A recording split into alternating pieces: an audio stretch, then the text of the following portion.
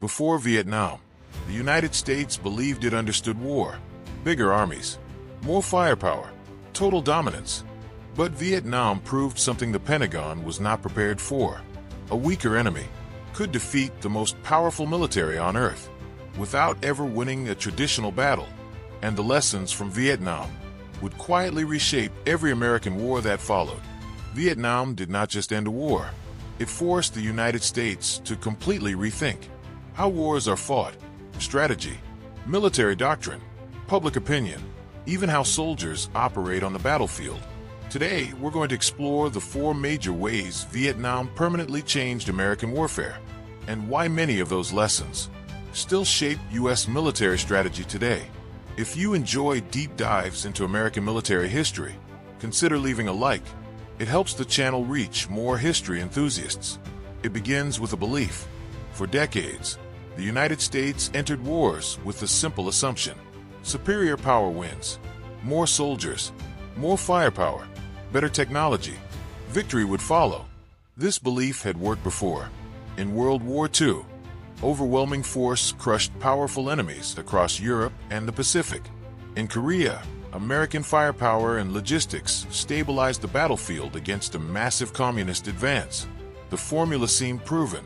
If the United States brought enough strength to the battlefield, the outcome would eventually tilt in its favor. Vietnam quietly challenged that belief. At first, American planners viewed the conflict through the same lens that had defined previous wars. Identify the enemy, engage them directly, destroy their forces. The United States possessed unmatched advantages. Jet aircraft controlled the skies. Artillery could deliver devastating firepower. Helicopters gave American troops mobility no army had ever possessed before. On paper, the imbalance was overwhelming. The U.S. military could win almost every direct confrontation, and in many cases, it did. Large engagements often ended with heavy losses for North Vietnamese and Viet Cong forces. By traditional military measurements, the battlefield results frequently favored the United States. But something unusual began to emerge. Winning battles did not seem to change the overall direction of the war. Enemy forces would disappear into jungles, villages, and tunnel networks. Then they would return, not with massive formations, but with small, flexible units. Ambushes, hit-and-run attacks, sudden disappearances. Instead of fighting on American terms, the enemy chose when and where to fight. Time itself became a weapon. While American strategy often focused on measurable victories, the opposing forces focused on endurance. They did not need to defeat the United States militarily in the traditional sense. They only needed to continue the conflict, day after day, month after month, year after year. This created a strange and frustrating reality. American forces could dominate the battlefield during engagements, yet the overall war effort showed little sign of resolution. Each cleared area could become contested again. Each destroyed unit could be replaced. Each operation solved a problem temporarily, but rarely permanently. The environment itself played a role. Dense jungles limited visibility. Complex terrain made large-scale maneuver difficult. Local knowledge gave insurgent fighters advantages that traditional military planning struggled to overcome. Helicopters could move troops quickly, but they could not guarantee control of territory once those troops left. Firepower could destroy enemy positions, but it could not always prevent fighters from blending back into civilian populations. This blurred the lines between battlefield and society, between soldier and civilian, between victory and stalemate. The war was no longer defined only by territory captured or enemy forces destroyed. Instead, it revolved around influence, patience, and persistence. And that type of war was far more difficult to measure. Military planners began confronting an uncomfortable question. What if the United States could win most battles and still fail to achieve victory? This realization slowly changed how American strategists viewed the conflict. The problem was not simply military strength. The problem was the type of war being fought. Vietnam was not a conventional war between two armies meeting on open battlefields. It was a conflict shaped by guerrilla tactics, political influence, and long-term endurance. A war where traditional advantages could be neutralized, and where the strongest military in the world could find itself locked in a struggle with no clear endpoint. For the United States, this was more than a battlefield challenge. It was a strategic shock. Vietnam revealed something that would reshape American military thinking for decades. Wars in the modern world would not always be decided by firepower alone. Sometimes, the decisive factor would be something far less predictable: time. At first, many American commanders believed the war could still be solved with the same methods that had worked before. Find the enemy, engage the enemy, destroy the enemy. But Vietnam kept presenting a problem. The enemy rarely appeared in the way a traditional army would.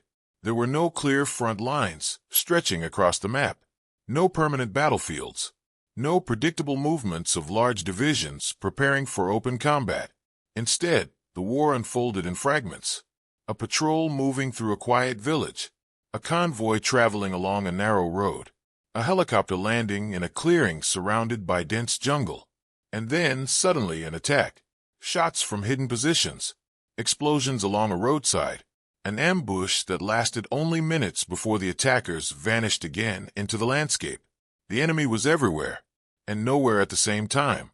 This forced the United States to confront a form of warfare that had existed for centuries, but had rarely challenged a superpower on this scale. Insurgency. Guerrilla fighters did not depend on massive armies. They relied on mobility, patience, local support. Small units could move quietly through forests and villages. They could blend into civilian life, gather information, and choose the exact moment when conditions favored them. Then they could strike and disappear again. Traditional military strategy struggled against this kind of opponent. Destroying a unit did not end the threat. Another group could take its place. Clearing an area did not guarantee control. Once soldiers left, insurgent fighters could return. The battlefield itself became unpredictable. An ordinary road could hide explosives beneath the surface. A peaceful village could suddenly become a contested space. A quiet jungle path could lead directly into an ambush. The war was no longer about holding territory alone. It was about influence, trust, control of local populations. American planners slowly began to realize that defeating an insurgency required something very different from defeating a conventional army. Firepower alone was not enough. Bombing campaigns could damage supply routes. Artillery could destroy enemy positions. But none of it could guarantee lasting stability in the villages and towns where the conflict was quietly unfolding every day. Because insurgencies depend on something deeper. They depend on relationships with the local population. Food, shelter, information, support networks that allow fighters to survive and operate even when facing a much stronger opponent. If those networks remain intact, the insurgency continues. This realization pushed American military thinkers toward a new concept: counterinsurgency. Instead of focusing only on destroying enemy forces, the strategy began shifting toward protecting communities, building local partnerships, and weakening the influence of insurgent groups within the population. Soldiers were no longer expected to fight only on traditional battlefields. They were expected to operate inside complex social environments, patrolling villages, working with local leaders, trying to separate insurgent fighters from the communities around them. This required a very different mindset. Victory could not always be measured in territory gained or enemies eliminated. Sometimes progress meant something quieter. A village that felt safe enough to resist insurgent influence. A community that chose cooperation over fear. A population that believed stability was possible. But these goals were difficult. They demanded patience, cultural understanding, and a long-term commitment that stretched far beyond simple battlefield operations. Vietnam became the first conflict where the United States attempted to confront insurgency on such a large scale. The lessons were complicated, sometimes frustrating, often incomplete, but they forced the U.S. military to begin studying and developing strategies for a type of warfare that would become increasingly common in the modern world, a form of conflict where armies were not always the central actors, where battles could happen without warning, and where the outcome depended as much on people and politics as it did on weapons and tactics. Long after Vietnam ended, these lessons would continue shaping how the United States prepared for future conflicts. Because insurgency had revealed something important. Not all wars are fought by armies standing across from each other on open ground. Some wars unfold quietly, within the lives of ordinary people. And understanding that reality would become one of the most important strategic challenges for the United States in the decades that followed.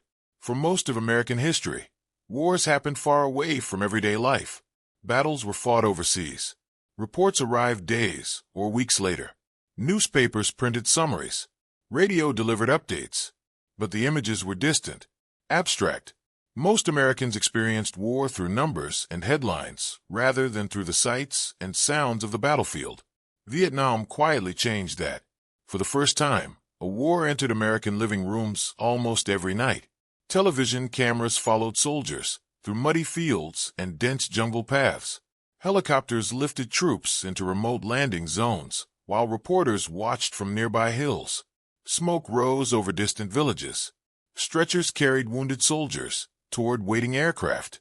These scenes did not arrive months later in a history book. They appeared within hours, sometimes within days.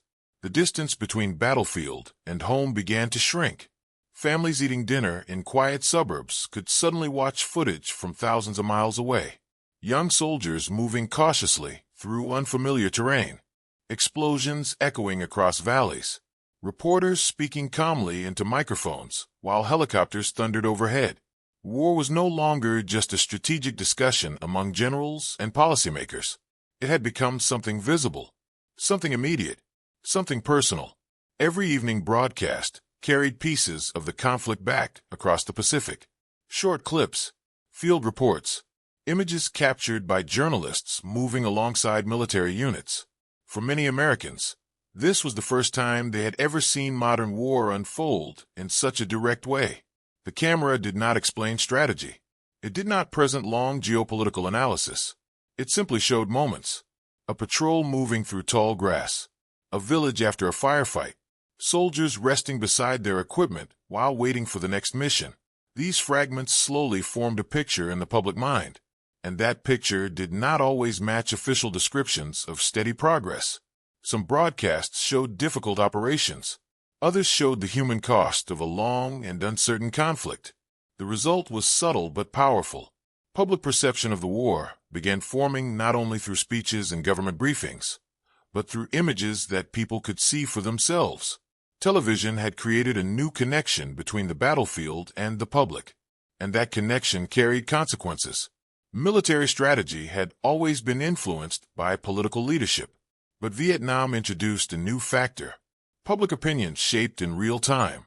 As the war continued year after year, the steady flow of images and reports kept the conflict present in everyday American life.